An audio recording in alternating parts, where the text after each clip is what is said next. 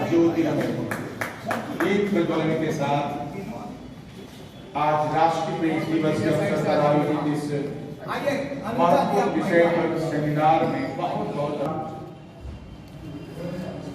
Sir professor Shri Ramnandan Singh ji का मैं इस कार्यक्रम में तहे दिल से हार्दिक स्वागत करता हूं। आज का यह दिन काफी महत्वपूर्ण है क्योंकि पूरे साल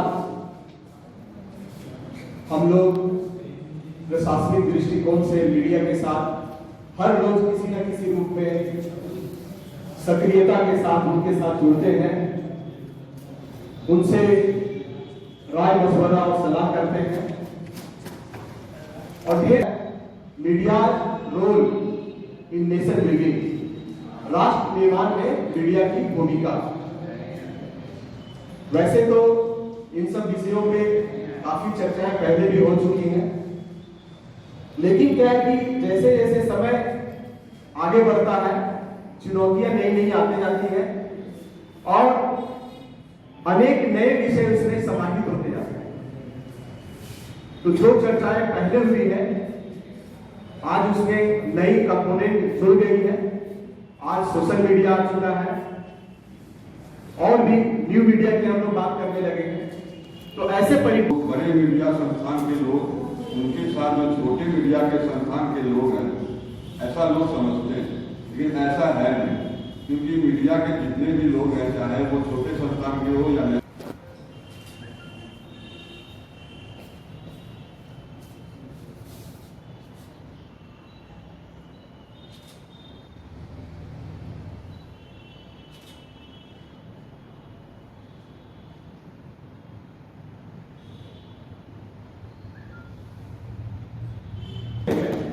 कम से कम एक ऐसी व्यवस्था होनी चाहिए कि पत्रकार जो है उनको समाज में कम से कम जो गरिमा और जिस सम्मान के साथ जीते आए हैं वो सम्मान बरकरार रहे।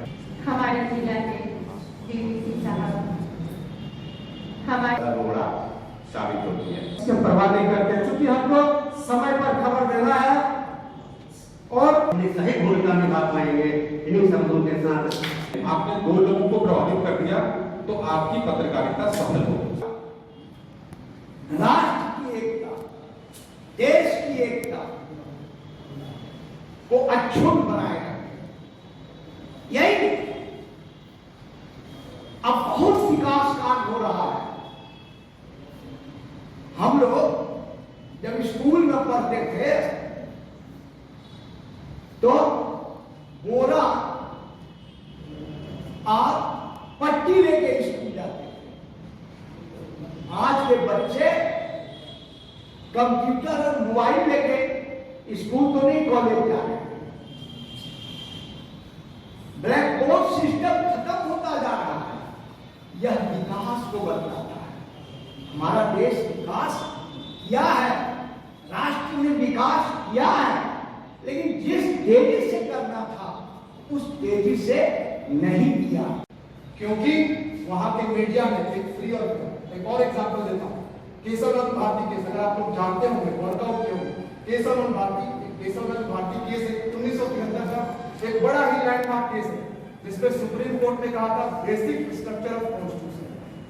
आप लेजिस्लेचर को एक आदेश इस तरह का हो गया था या किसी को भी आपको जो लॉ बनाना है बना दीजिए, लेकिन संविधान का जो बेसिक स्ट्रक्चर होगा वो कभी चेंज नहीं होगा।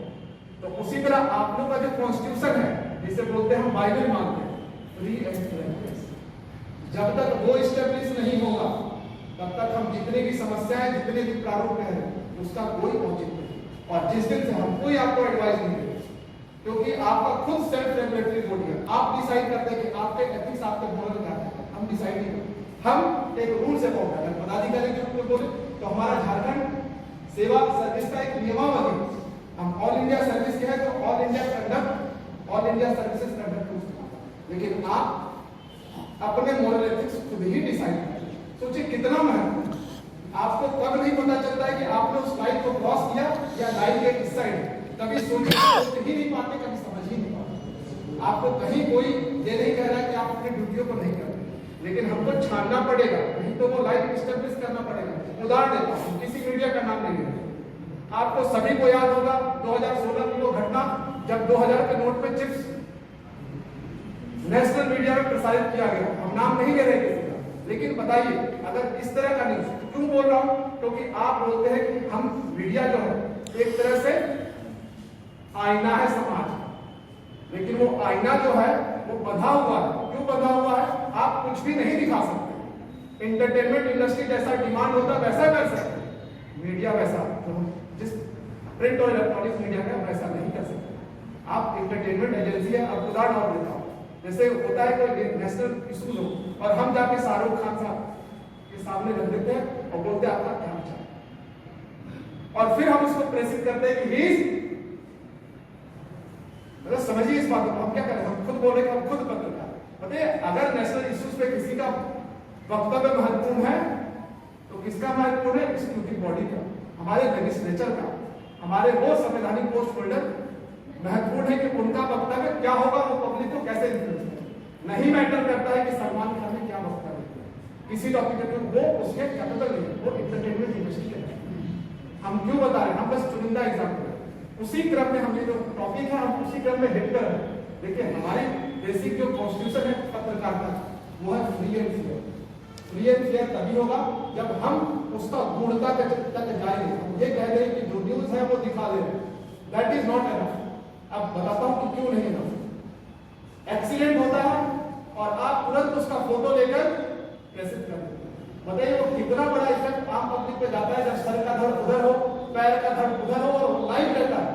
आप यकीन नहीं मानेंगे, हम लोग का जो झारखंड के बहुत सारे मीडिया ग्रुप आप देख लीजिए उसको कितना अफेक्ट करता है इमोशंस को। जैसे हम बोलते हैं कि हमें क्या चीजें दिखाना है, क्या चीजें वो फिर रही है, डिसाइड आप ही करते हैं। देखिए 228 को सबको पता है कि रेप पीड़िता का नाम और फोटो नहीं आना चाहिए। क्या हम सोचते हैं कि अगर कोई पैर कटा, हाथ सर उधर पैर कटा हुआ, एक लाइव फोटो लेके आप 2 मिनट के अंदर जल्दीबाजी क्योंकि रहता है कि हमें I want to become the first जो पब्लिक तक न्यूज पहुंचाए।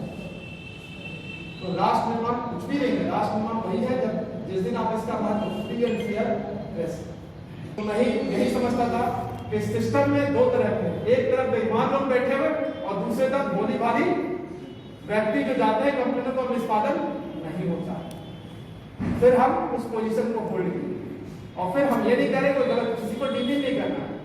मतलब ये कि हम जो आवेदन आता है अगर उसको वेरीफाई से अगर हम कार्रवाई कर दें तो हम प्रायः पाते हैं कि हम गलत साइड पर बिना वेरिफिकेशन के, बिना जांच के। तो ये पत्रकारिता में सबसे महत्वपूर्ण है कि अगर कोई न्यूज कोई वो होता है आप रिवर्स कर दें भाई। अगर वो छना हुआ न्यूज नहीं आएगा तो हमारी जो बेसिक जिम्मेदारी है फ्री एंड फेयर। अब देखिए परिप्रेक्ष्य भी बदल चुका है। अब जैसे आप बोले कि आजादी के टाइम का बोले तो आप देखिए प्रेस का विस्तार बोलते हैं हिकी साहब का नाम लेते हैं, बंगाल गजट से स्टार्ट हुआ।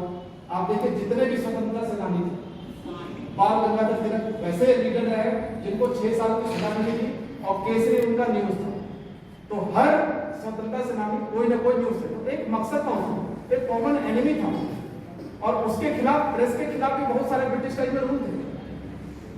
आपको पता होगा इंडियन प्रेस एक्ट 1908 में हुआ था ब्रिटिश टाइम में, इसलिए क्योंकि वो चाहते थे कि हर न्यूज जो आए वो स्क्रूटनी करे। बाद में प्रेस काउंसिल ऑफ इंडिया जैसे कि रामनंदन जी ने बताया वो एस्टेब्लिश हो, बट उसका भी मकसद था कि सेल्फ कंट्रोल, सेल्फ मोरलिटी, आप खुद को बाउंड करें। तो अगर कुछ भी मीडिया में न्यूज या वो आया था फिर उसका मतलब आप सोचिए। आपको एक और बड़ा अच्छा उदाहरण देता हूं। आप 24 घंटे किसी भी बड़े मीडिया में कहा जा रहा है कि आपने कोई कॉन्ट्रीब्यूशन नहीं किया, लेकिन किसी भी टॉपिक का अगर किसी मंच पे कुछ विवेचना होता है, कुछ आकलन होता है, रखा जाता है, उसका मतलब हमें बहुत डिटेल में सोचना चाहिए, डिटेल में सोचना चाहिए। वो तो सब कोई कह सकता है। क्या आपको लगता है कि हमारे लेजिस्लेटिव बॉडी ने कुछ नहीं काम किया, देश ऐसे पहुंच गया यहाँ तक, या हमारे ब्यूरोक्रेसी ने कुछ नहीं किया, देश यहाँ तक पहुंच गया, या हमारी पुलिस ने कुछ काम नहीं किया, देश यहाँ तक